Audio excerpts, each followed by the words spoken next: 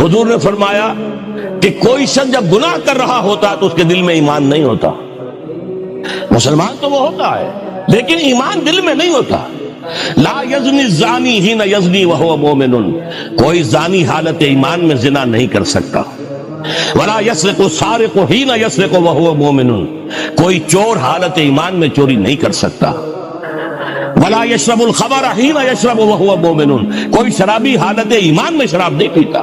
ایمان بھی ہو پھر بھی گناہ ہو جائے، پھر ایمان کی کیا قدر و قیمت ہے؟ ایمان نہیں ہوتا اس وقت، تبھی وہ گناہ کرتا ہے.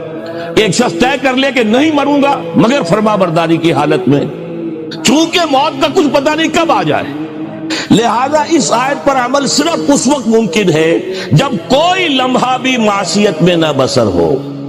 تب یہ ہے کہ آپ کہہ سکتے ہیں کہ نہیں مروں گا مگر حالت فرما برداری میں.